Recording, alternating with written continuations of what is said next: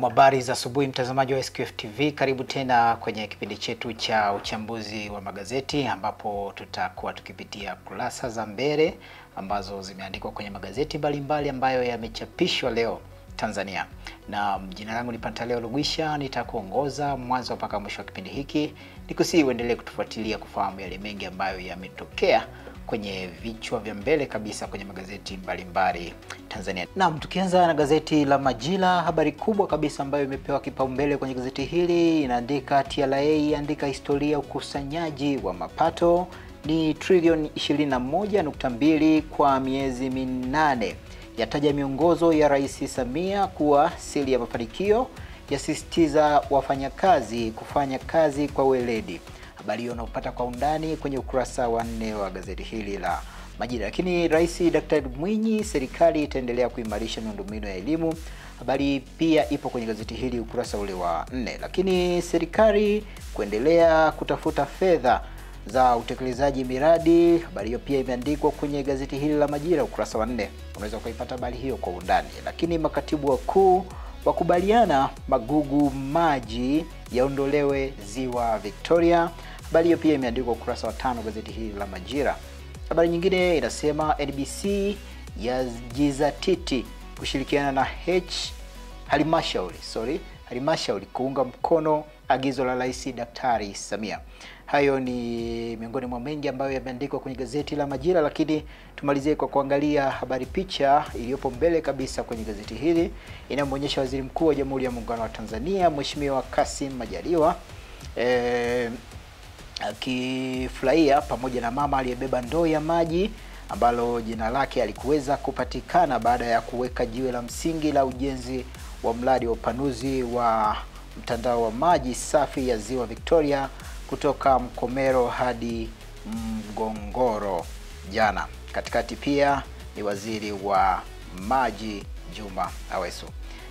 Hayo ndio yale ambayo yameandikwa kwenye gazeti la Majira siku ya leo. Tusonge mbele na sasa tuliangazie gazeti la Wamachinga. Habari kubwa kabisa iliyopewa kipaumbele inasema serikali yasisitiza umeme nafuu kwa Watanzania, lakini vyombo vya habari vyatakiwa kuzingatia tafiti za uchaguzi. Lakini Kapinga azindua namba ya bure huduma kwa wateja TANESCO, na matatizo yabainika kadi za benki kwa watumishi.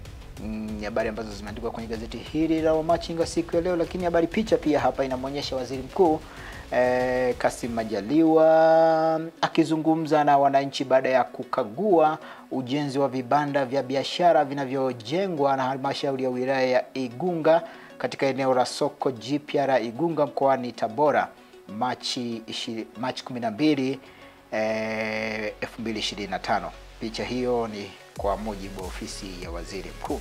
Lakini pia habari ambazo zinaambatana na picha hiyo ni kuhusiana tu na ziara ambayo Mheshimiwa Waziri Mkuu alifanya kule Igunga. Na jana kwenye taarifa ya habari ya SQF tuliona namna ambavyo waliwabana watendaji katika maeneo mbalimbali huko Igunga Tabora, akiwataka kuhakikisha wanatekeleza ile miradi ambayo serikali imeweka katika maeneo yao kwa kuwa waaminifu na waadilifu, hasa kwa zile fedha ambazo serikali inazitoa kutekeleza miradi hiyo katika maeneo hayo ya Igunga Tabora.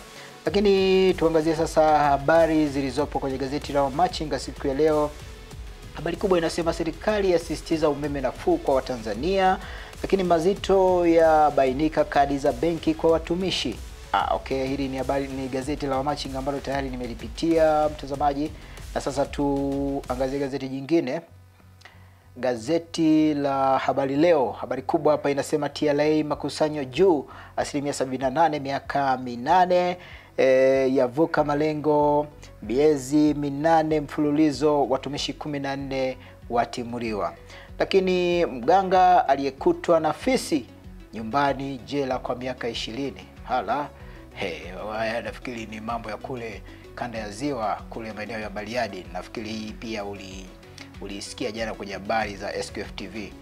Huyu jamaa bwana ni mganga wa kienyeji, lakini alikutwa na fisi, na fisi bwana ni wanyamapori, na wanyamapori ni nyara za serikali. Kwa hiyo hapa sio kwamba amekamatwa kwa sababu ya uchawi au nini, amekamatwa kwa sababu alikuwa na nyara ya serikali, na kwa hiyo adhabu yake ni miaka 20 kwenda jela kwa kutunza fisi. Sasa ndugu zangu huko maeneo ya kwetu huko Bariadi, huko kanda ya Ziwa, ambao pengine nyinyi ni wafugaji, tuwaite labda wafugaji wa hawa wanyama pori ambao ni fisi, basi tunawashauri msiwe mnaishi nao kinyume na taratibu za serikali. Zipo taratibu za kuishi na wanyama pori. Unaweza ukapata ruhusa yako maalum kabisa kutoka kwa serikali ukaishi na mnyama pori bila shida yoyote. Lakini habari nyingine hapa kwenye gazeti la Habari Leo inaandika Samia ateua mabosi tafiti wenye viti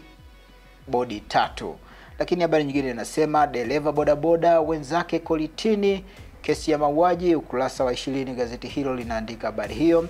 Lakini serikali yatoa mwongozo kukabili homa ya nyani Mpox. Ukurasa wa 8 gazeti hili linaandika habari hiyo. Lakini Majaliwa asifu wema uimara wa Samia. Ukurasa wa 3 habari hii inaandika habari. Picha ni ile inamuonyesha Mheshimiwa Waziri Mkuu akifurahia kuzindua mradi wa maji pamoja na wananchi katika eneo hilo ambalo tumeliangazia kwenye gazeti lile kabisa ambalo nilikusomea pale mwanzoni.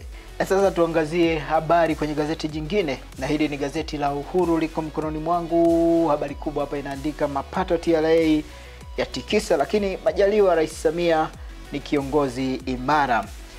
Habari picha hapa inamuonyesha Rais wa Zanzibar na mwenyekiti wa Baraza la Mapinduzi Daktari Hussein Ali Mwinyi akiweka jiwe la msingi la ufunguzi wa shule ya msingi Abeid Amani Karume katika wilaya ya Kati Unguja hapo jana, na hapo ameambatana na viongozi mbalimbali. Nafikiri hawa ni viongozi wa serikali ile ya mapinduzi ya Zanzibar. Lakini habari nyingine hapa inaandika Rais Samia ateua wenye viti wa bodi mkurugenzi mkuu, wasomi wanasiasa waibuka angalizo madeo maded kugombea. Lakini habari nyingine hapa kwenye gazeti hili la Uhuru inasema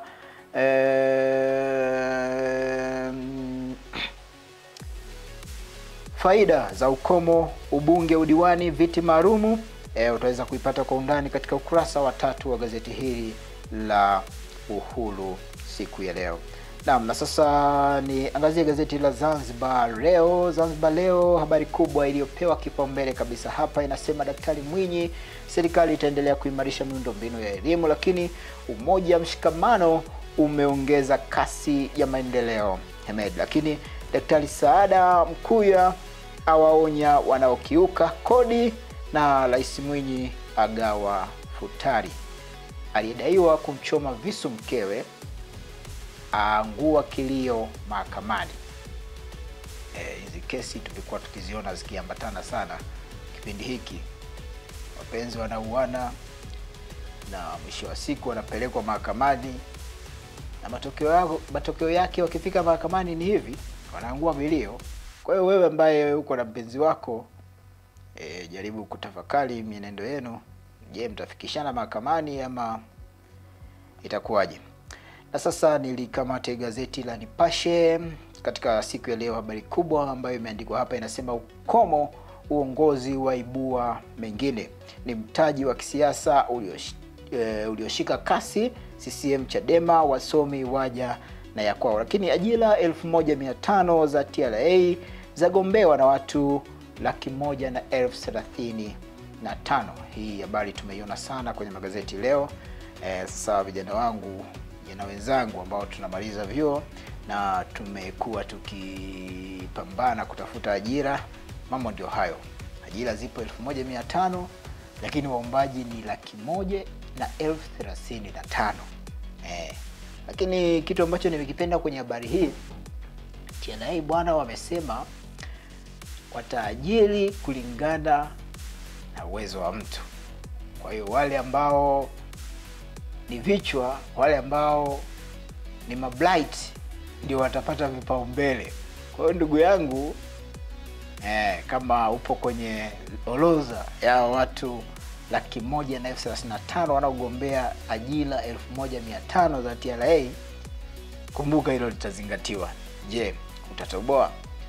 Lakini iwapo utakosa, isiwe chanzo cha wewe kukata tamaa kwamba labda mambo hayawezi yakaendelea, kwa sababu kuna vitu vingi vya kufanya. Unaweza ukaangalia fursa nyingine, na hizo nazo pia zikawa za msingi na za muhimu sana katika kukutoa wewe. Nafikiri kwa hayo machache tukamilishe kwa kuliangazia gazeti la Mwananchi ambalo litakuwa linatufungia zile kurasa za mbele kabisa za magazeti ambayo tumeyasoma leo au tumeyapitia leo asubuhi ya leo. Na habari kubwa kwenye gazeti la Mwananchi inaandika nafasi za ajira TRA ni mitafutano. Nafasi za ajira TRA ni mtifuano mkali. Waombaji wafikia 135,000, lakini uongozi umesema utachagua vichwa. Wadau wamulika tatizo la ajira nchini, wataja suluhisho mbadala. Umeapply hizo 135,000 lakini zipo 1,500.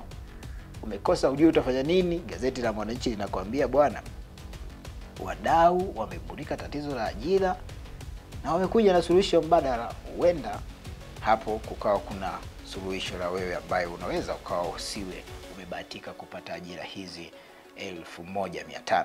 Lakini ACT yaibuka na siasa za mapambano. Tatizo la uchaguzi mkuu, joto la uchaguzi mkuu 2025 lazidi kupanda, na sasa mwenyekiti wa ACT Wazalendo Osman Masud Osman ametangaza mwelekeo mpya wa siasa ndani ya chama hicho. Habari nyingine hapa pia inaandika panga Chadema sura mpya kuongoza kurugenzi, ukurasa wa 6. Gazeti hili la Mwananchi linaandika habari hiyo. Lakini habari nyingine inasema vichocheo hatari kwa usalama wa figo zako, ukurasa wa 3 unaweza ukapata habari hii kwa undani. Je, figo zako ni salama? Ikiwa kama sio salama, unaweza ukasoma gazeti hili la Mwananchi siku ya leo, na lina suluhisho kwa ajili yako. Kwenye ukurasa ule wa 3 linaandika kuhusu vichocheo ambavyo vinahatarisha usalama wa figo zako. Ni hayo tu ambayo tumeweza kuyaona, ambayo tumeweza kuyapitia kwenye kurasa mbalimbali za magazeti siku ya leo, hasa kwenye yale magazeti maarufu ambayo yamechapishwa hapa nchini Tanzania. Ulikuwa na mipata leo Rugwisha nikikongozea ama nikiliendesha ili gurudumu la kukupitisha kwenye hizi kurasa za mbele ambazo tumeziona. Naam, nikusiendelee kutufuatilia SQF TV kwenye mitandao mbalimbali ya kijamii. Tunapatikana kwa jina la The Same Qualities Foundation, na YouTube ni SQF TV. Kwa niaba ya wote ambao wamefanikisha matangazo haya ya kufikia mbashara vizuri kabisa live bila chenga, jina langu ni Pantaleo Rugwisha.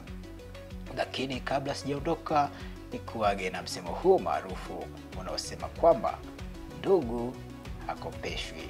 Kama unacho mwachie tu ama mpatie tu.